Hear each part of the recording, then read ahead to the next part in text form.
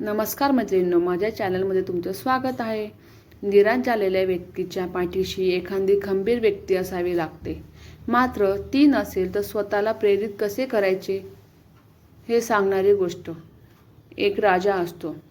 त्याच्याकडे मोठ्या प्रमाणात घोडदळ, पायदळ, हत्तीदळ असते. तो राजा प्रजेवर तसेच आणि मात्रांवरही प्रेम करणारा होता.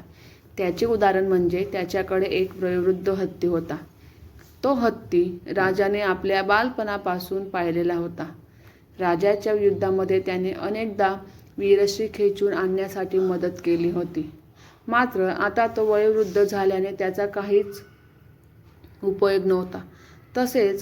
तसे असेल तरी राजाने त्याचे पालन पोषण बंद केले नव्हते. तो इतर प्राण्यांप्रमाणे त्यांचीही उत्तम देखभाल ठेवत होता. राजाचे पाहून सैनिकही सगळ्या प्राण्यांना आपुलकीने वागवत असत. एक दिवस त्या हत्तीला आंघोळ घालवण्यासाठी माहूत आणि इतर सैनिक त्याला नदीवर घेऊन गेले. आंघोळ झाली आणि नंतर नदीतून बाहेर येताना तिथल्या चिखल गाळात हत्ती रुतून बसला. काही करूनही तो बाहेर येत नव्हता. तो हत्ती राजाचा लाडका असल्याने त्याच्याकडे दुर्लक्ष करून पण चालणार नव्हते. म्हणून सैनिकांनी शक्य तेवढे प्रयत्न करून हत्तीला बाहेर काढू पाहिले.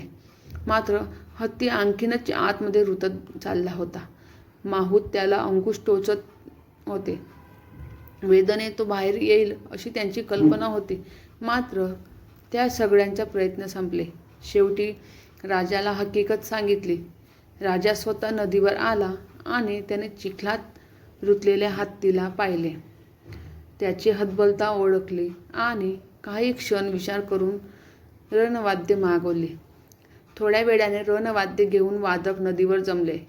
राजाने त्यांना वृद्ध प्रसंगी वाजवतात तसे संगीत वाजवायला सांगितले. त्या संगीताचा परिणाम असा की त्या म्हाताऱ्या झालेल्या हत्तीच्या अंगात बळ संचारले. कारण त्याने यापूर्वीही युद्धाचे बिगुल ऐकले होते.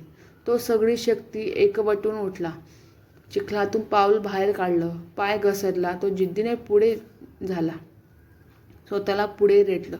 राजाकडे तो बघत बघत बाहेर आला आणि आनंदाने सोंड वर करून राजाला आपल्या अंगी असलेल्या बळाची प्रचिती दिली.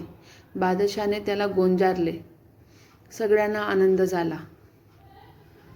गोष्टीचे तात्पर्य एवढेच की बळ किंवा जिंकण्याची जिद्द आपल्या सगळ्यांमध्ये असते, पण ते रणवाद्य वाजेपर्यंत आपल्याला मात्र शक्तीची जाणीव होत नाही.